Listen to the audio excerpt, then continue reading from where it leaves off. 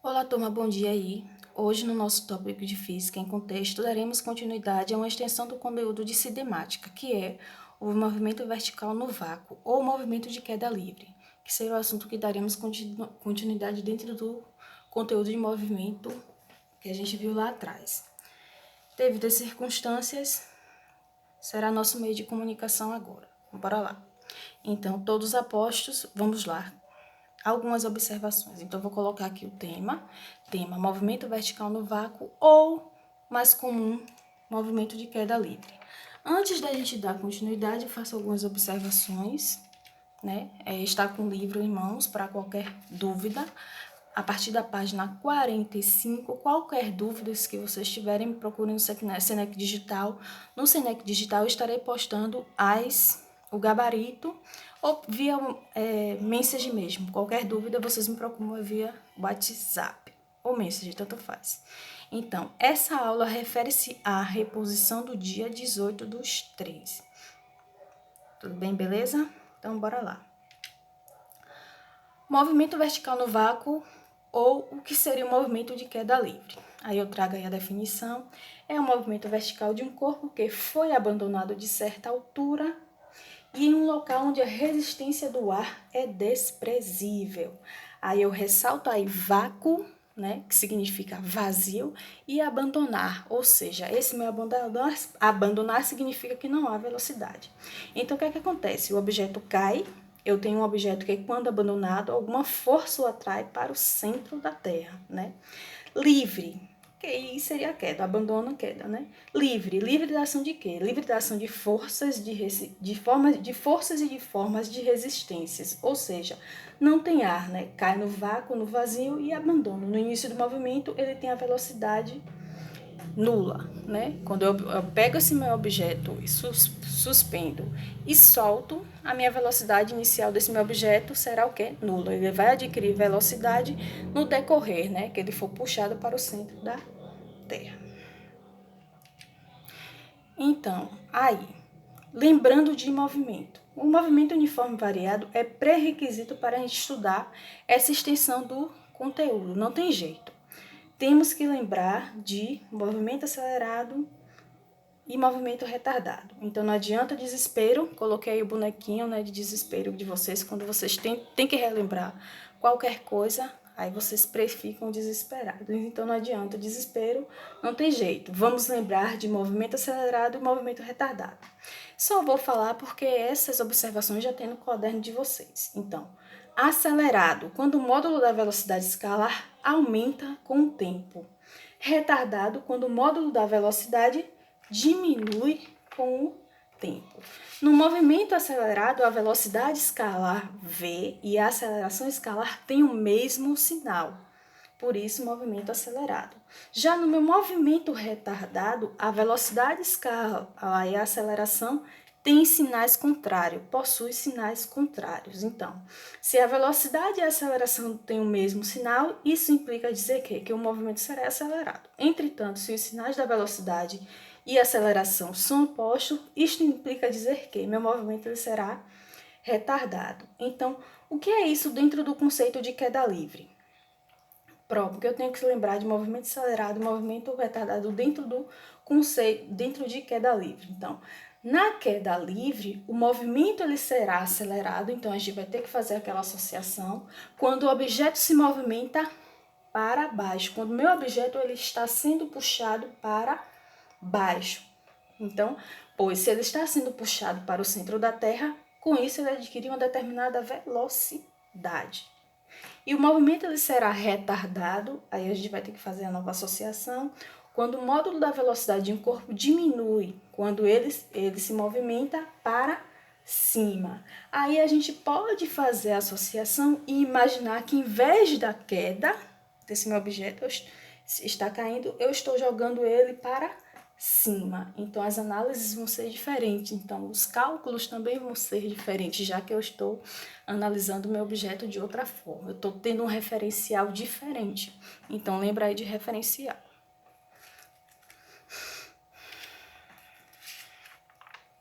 Bom, Aí eu trago uma experiência e eu gostaria muito que vocês dessem olhada nessa experiência, tanto aqui como no YouTube, né? Nesta experiência eu trago para facilitar a visualização do que seria o vácuo, né? Ou vazio. Logo abaixo tem a link e a descrição do vídeo disponível no YouTube. Seria bom que vocês dessem uma olhada, ressaltei de novo. O que cai mais rápido, a pena ou o boliche? Então, para eu poder responder essa questão, devemos considerar, né, as circunstâncias, né? Esses objetos eles irão cair só assim, eles irão cair. Assim podemos responder a questão. Eu tenho que analisar qual circunstância é que esse meu objeto vai cair. Então, eu também estou observando aqui. Então, se eu solto esses objetos em condições normais, logo eu observo que a bola de boliche cairá com mais rapidez. Por quê? Isto devido à sua massa, seu formato, esta sofre menos resistência do ar, ao contrário da pena, né? Então, a minha bola de boliche ela é atraída de forma mais intensa para o solo. Porém, quando esse experimento ele é feito no vácuo, observa-se, por meio daí da visualização de vocês na tela de vocês, observa-se que ambos caem ao mesmo tempo ao solo, né, ao ser jogados juntos. Então, eu concluo que tudo que está em queda livre cai com a mesma velocidade, cai com a mesma aceleração. Se o corpo ele é abandonado solto, né, há de se concordar que a velocidade inicial dele vai ser zero, como eu já ressaltei, visto que este corpo não foi lançado, e sim abandonado. Então, minha velocidade vai ser o quê? Igual a zero. Então, este meu objeto cai porque alguma coisa o puxa para o centro da Terra. Então, o que seria esta coisa? O que seria esta força que atrai meus objetos para o centro da Terra? Então, vamos conhecê-lo. Bom, aí eu trago uma imagem uma imagem de um carinha e coloquei a seguinte descrição: Isaac Newton e sua maçã. Então, Isaac Newton foi um dos pioneiros em estudar a gravidade. E devido a um fator muito simples que aconteceu com o próprio. Nós observamos coisas do nosso cotidiano de forma diferente que alguns gênios, não é isso? Então, um dia o Isaac, sentado no seu jardim, à sombra de uma macieira, estava ele lá, sentado bonitinho, à sombra da macieira, quando a maçã cai na sua cabeça. Então, se isso acontecesse com você, o que é que você diria? Pessoas como nós apenas imaginaria e diria o óbvio. Então, tá aqui algumas situações que pessoas como nós diriam, né? Se isso acontecesse com pessoas comuns, o que é que ia acontecer? Uma ia dizer, tá toda bichada. O outro ia dizer, ai. E o outro ia dizer, simplesmente nada, comer a maçã, né? Mas com Isaac Newton foi diferente. Ele perguntou o que faz a maçã cair. Olha só o raciocínio do cara. O que é que faz a minha maçã cair? Então, ele imaginou que ela foi atraída para a Terra, né? Por uma força que hoje chamamos de gravidade. Hoje temos esse conhecimento e adotamos a definição de gravidade, né? Todos os objetos são atraídos para o centro da Terra. Então, alguma força faz com que esses objetos sejam atraídos. Eles não caem por cair. E ele adotou o nome de gravidade. E outros filósofos também, como Galileu Galileu, estudaram sobre o assunto, né? Compreenderam e estudaram também sobre o assunto. Então, essa força, quando eu falo de queda livre, quando eu falo de que algo foi abandonado e caiu, alguma coisa estão o atraindo para o centro da Terra. Então, esta força chamamos de gravidade. Bora lá. Então, aí, como eu já falei, Isaac Newton falando o que seria esta força que tanto estamos falando, né? Ela foi atraída para a Terra por uma força que se chama o quê? Que hoje chamamos de gravidade. Aí, tudo que está em queda livre cai com a mesma aceleração. Então, se cai com a mesma aceleração, estamos falando de aceleração, por isso que vamos estudar movimento retilíneo uniforme variado, eu vou adotar que minha aceleração será G, tá? Então, no lugar de A, minha aceleração vai ser igual a G, ou seja, minha aceleração tem um nome que se chama gravidade, e é esta gravidade que estudaremos a partir de agora, não só agora nesse enfoque de queda livre, mas em outras questões. Então, esta força que todos, a todo momento estávamos falando, chama-se gravidade, né? E o que é que ela tem a ver nos nossos estudos? Então, tudo aquilo que cai no vácuo cai com a mesma aceleração, e esta aceleração nós chamaremos de gravidade. Então, substituo meu ar por G, aí eu coloquei aí embaixo meu ar por G, e esse G tem um valor específico, né? Ou seja, ele vai ser dado nas questões. Por quê? Porque em alguns livros adota G, aceleração da gravidade, igual a 10 metros por segundo, e em outros livros adota que a aceleração da gravidade vai ser igual a 9,8 metros por segundo.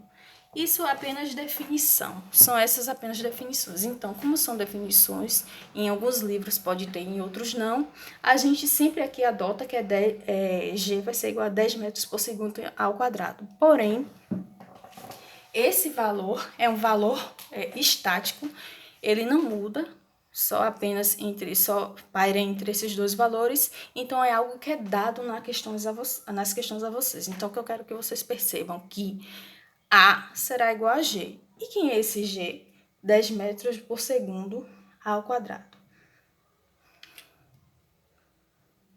Já vemos essa imagem, então vamos seguir. Então, se eu estou falando de aceleração, logo eu estou falando de movimento retilíneo uniforme variado, né?